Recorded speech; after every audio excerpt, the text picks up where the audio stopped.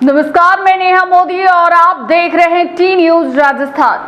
अब वक्त हो चला है प्रदेश भर की सबसे बड़ी और सबसे अहम खबरों के टी टाइम बुलेटिन का। सबसे पहले नजर डालते हैं आज की बड़ी सुर्खियों पर। पाली में भीषण सड़क हादसा, पुलिस की आयशर मिनी ट्रक और ट्रैक्टर में टक्कर, ट्रैक्टर दो हिस्सों में बटा, चालक सुरक्षित।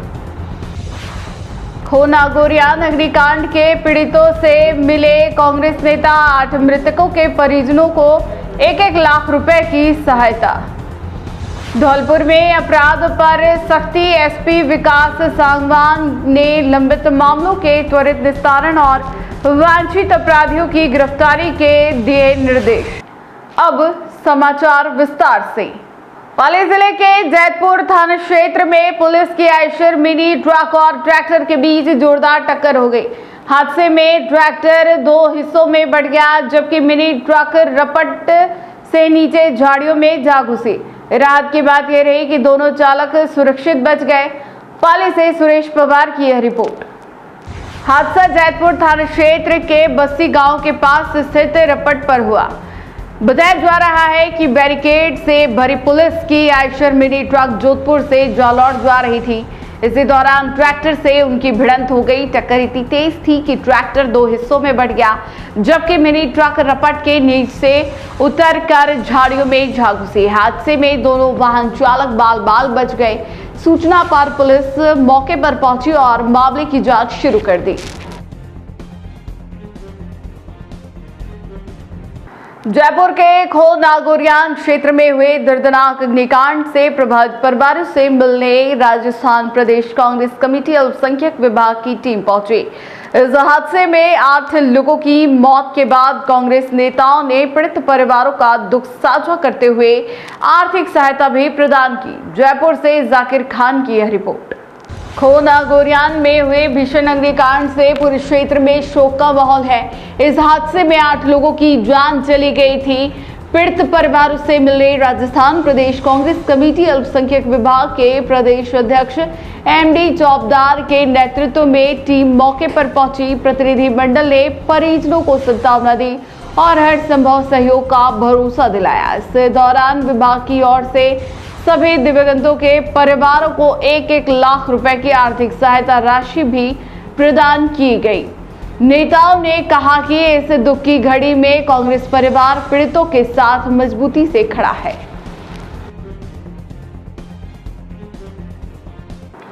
धौलपुर में पुलिस अधीक्षक विकास सांगवान ने अपराध समीक्षा बैठक लेकर जिले की कानून व्यवस्था और लंबित मामलों की समीक्षा।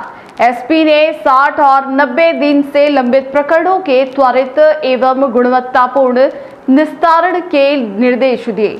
धौलपुर से दीपू वर्मा की यह रिपोर्ट। जिला कलेक्ट्रेट सभागार में आयोजित बैठक में एसपी विकास सांगवान ने अवैध मादक पदार्थों और शराब के खिलाफ सख्त कार्रवाई, लंबित वारंटों की तामील तथा वांछित अपराधियों की गिरफ्तारी पर जोर दिया।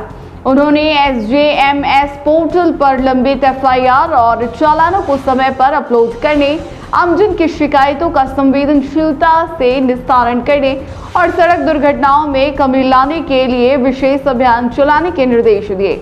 बैठक में अतिरिक्त पुलिस अधीक्षक वैभव शर्मा, हवा सिंह सहित जिले के सभी वृत्ताधिकारी और थानाधिकारी मौजूद थे।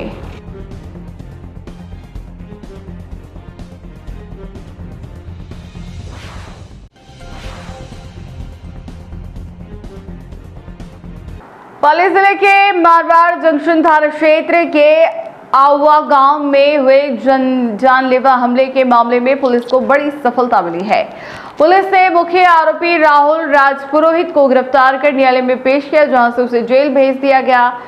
पाली से सुरेश पवार की यह रिपोर्ट। 6 मार्च की रात आउवा निवासी जितेंद्र सिंह अपने दोस्त के साथ बाइक से घर लौट रहे थे। इसी दौरान 4 बदमाशों ने उनका रास्ता रोककर मारपीट की और जानलेवा हमला कर दिया। आरोप है कि बदमाश सोने की चेन, ब्रेसलेट और नकदी लूटकर फरार हो गए थे। मामले में पुलिस ने आरोपी राहुल राजपुरोहित को गिरफ्तार कर जेल भिजवा दिया है, जबकि अन्य आरोपियों की तलाशी जारी है।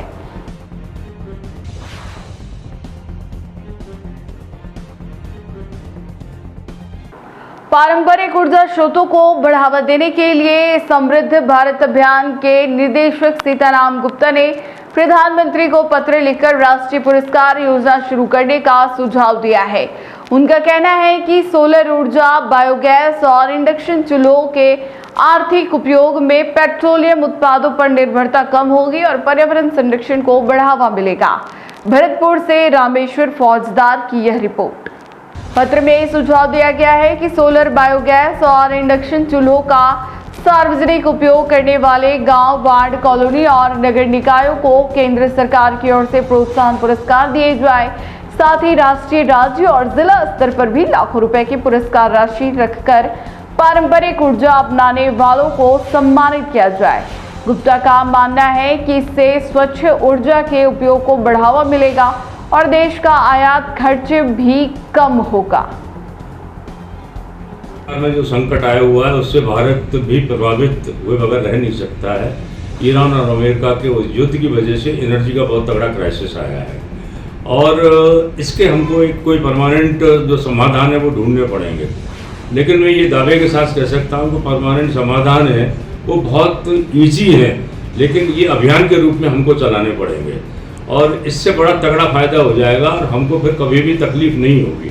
जैसे अगर गाँव की बात करें तो उज्ज्वला योजना के 8 करोड़ सिलेंडर के सिलेंडर करीब बंद पड़े हुए हैं, उनसे कोई भी एलपीजी गैस भराई नहीं जा रही है।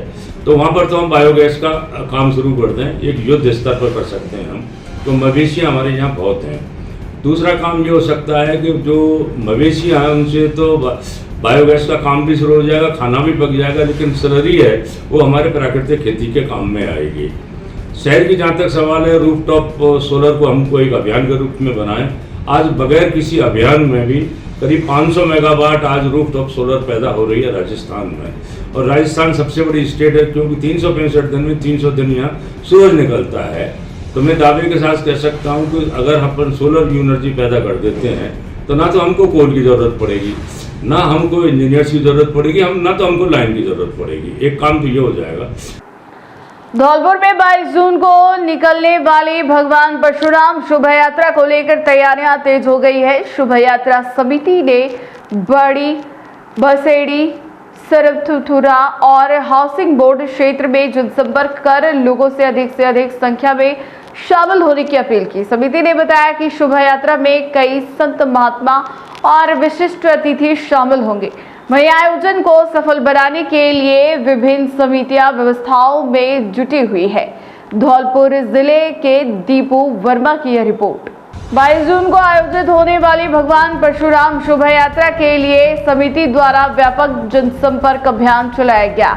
इस दौरान समाज के प्रबुद्धजन, युवा और विप्र बंधुओं से संपर्क कर शोभा यात्रा में सहभागिता का आग्रह किया गया।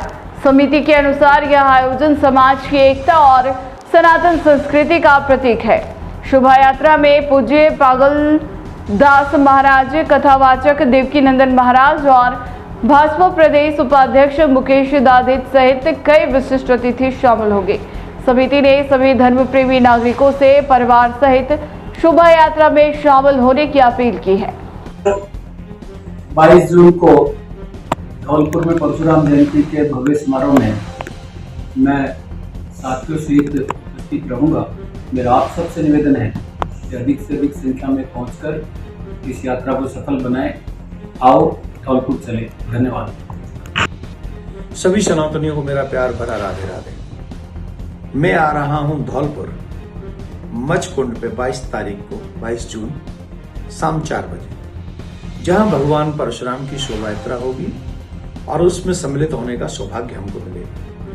भगवान परशुराम भगवान नारायण के अंश अवतार है और जिनका एकमात्र उद्देश्य सनातन धर्म की स्थापना है।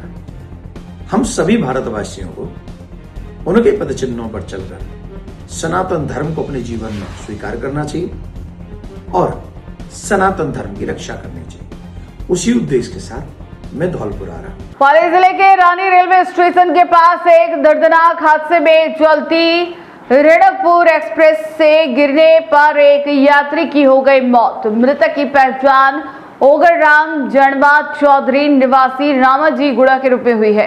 सूचना मिलते ही जीआरपी फालना मौके पर पहुंची और शव को ईरानी अस्पताल की मर्चरी में रखवाया।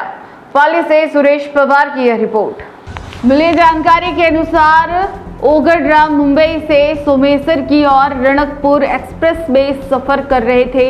इसी दौरान रानी रेलवे स्टेशन के निकट में चलती ट्रेन से गिर गए, जिससे उनकी मौके पर ही मौत हो गई। जीआरपी टीम ने घटनास्थल पर पहुंचकर आवश्यक कार्रवाई की और परिजनों को सूचना दी। हादसे के बाद इस क्षेत्र में शोक की लहर है। पुलिस ने मामला दर्ज कर जांच शुरू कर दी है। पाली जिले के देसुरी क्षेत्र के नारलाई कस्बे में एक दर्दनाक घटना सामने आई है। कृषि फार्म के पास झाड़ियों से निकलकर एक लेपर्ड ट्रांसफार्मर पर चढ़ गया, जहां करंट की चपेट में आने से उसकी मौके पर ही मौत हो गई। सूचना पर वन विभाग की टीम मौके पर पहुंची और शव को कब्जे में लेकर आगे की कार्रवाई शुरू की। पाली जिले के सुरेश पवार की यह रिपोर्ट। नारलाई कस्बे के एक कृषि फार्म के पास लेपर्ड अचानक ट्रांसफार्मर पर चढ़ गया। करंट लगने से उसकी मौके पर ही हो गई मौत। ग्रामीणों के अनुसार हादसा इतना भीषण था कि लेपर्ड के शरीर के 2 हिस्से हो गए। सूचना मिलते ही वन विभाग की टीम मौके पर पहुंची और मृत लेपर्ड को कब्जे में लिया। वन अधिकारियों ने बताया कि पोस्टमार्टम के बाद नियमानुसार अंतिम संस्कार किया जाएगा। बारां जिले के बांगरौल क्षेत्र में परवन वृहद सिंचाई परियोजना के तहत करोड़ों रुपए की लागत से बन रहे पंप हाउस निर्माण कार्य पर किसानों ने गंभीर सवाल उठाए हैं। किसानों का आरोप है कि निर्माण में मानकों की अनदेखी कर बजरी की जगह डस्ट और एम सैंड का उपयोग किया जा रहा है। किसानों ने मामले की जांच की मांग की है। बारां जिले से बांगरौल से जयप्रकाश शर्मा की यह रिपोर्ट। बांगरौल क्षेत्र के बहुत और खेडली सहित कई स्थानों पर परवन वृहद सिंचाई परियोजना के तहत पंप हाउस बनाए जा रहे हैं, जिनके माध्यम से डिग्गियों में पानी भरकर किसानों के खेतों तक सिंचाई का पानी पहुंचाया जाएगा। किसानों का आरोप है कि करोड़ों रुपए की लागत वाले निर्माण कार्यों में घटिया सामग्री का उपयोग किया जा रहा है और मौके पर विभागीय अधिकारियों की निगरानी भी नहीं रहती। किसानों ने जिला प्रशासन से निर्माण कार्य की जांच कराने की मांग की है। वहीं परियोजना के सहायक अभियंता यशवंत नागर ने कहा कि यदि निर्माण में डस्ट का उपयोग किया जा रहा है तो इसकी जांच कराई जाएगी। उन्होंने बताया निर्माण कार्य की 8 वर्ष की गारंटी दे ठेकेदार की जिम्मेदारी में है।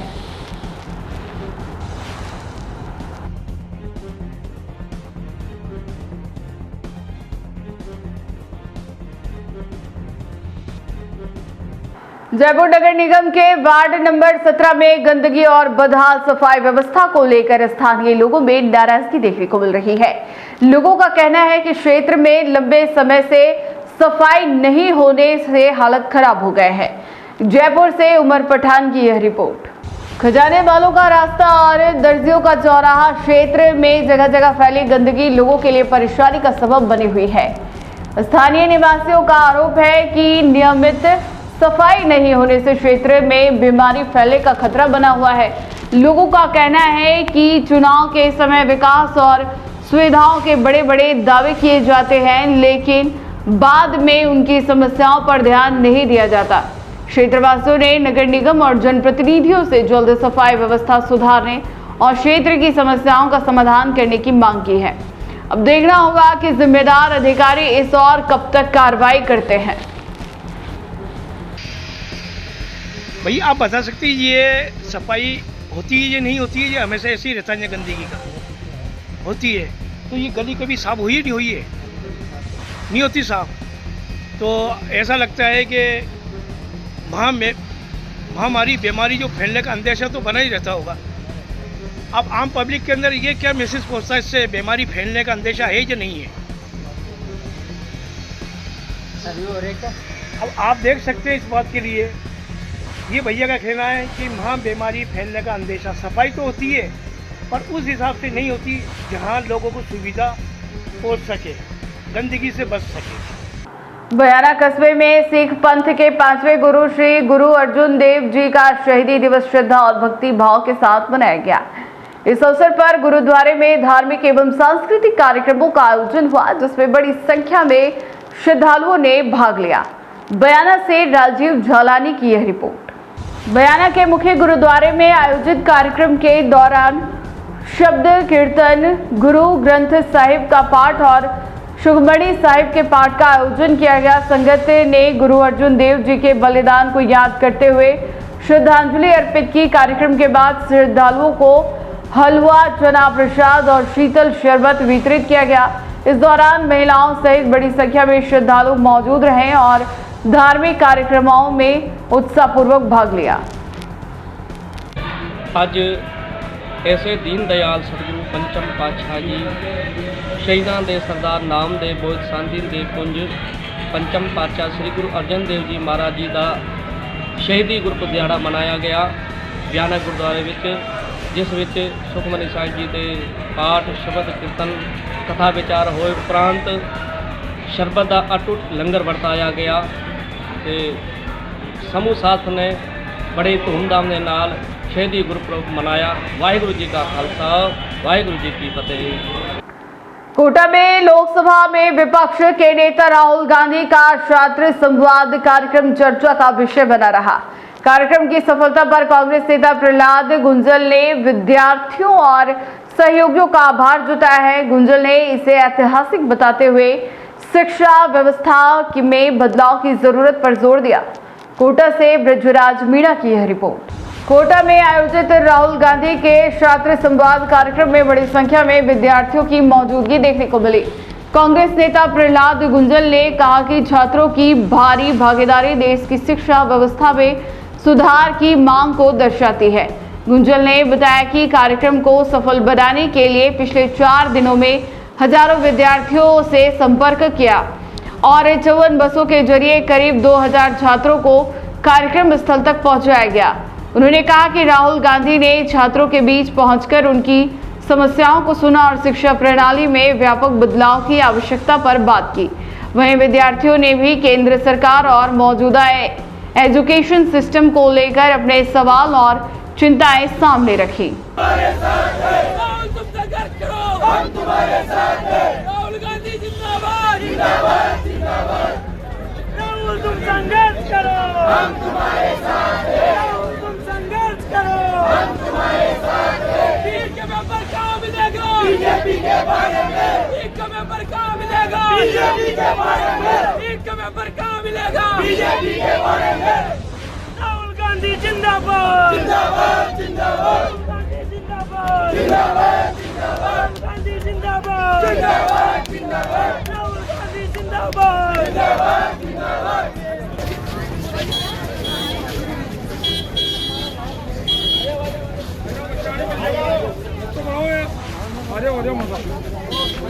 मिलो मिलो मिलो। आपको एक हैंड देंगे और एक रेन कोट देंगे। जाओ लाइन में लगो, टाइम लगेगा। फिर से एक नजर डालते हैं आज की टॉप सुर्खियों पर। पाली में भीषण सड़क हादसा, पुलिस की आयशर मिनी ट्रक और ट्रैक्टर में टक्कर, ट्रैक्टर 2 हिस्सों में बटा, चालक सुरक्षित।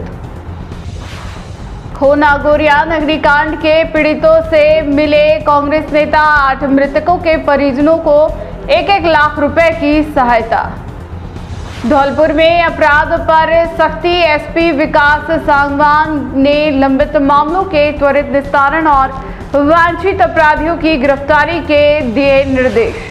तो ये थी आज की प्रदेश भर की बड़ी और अहम खबरें। लगातार अपडेट्स और तेज खबरों के लिए जुटे रहिए टी न्यूज राजस्थान के साथ। आज के बुलेटिन में इतना ही, फिर मिलेंगे नई खबरों के साथ। नमस्कार।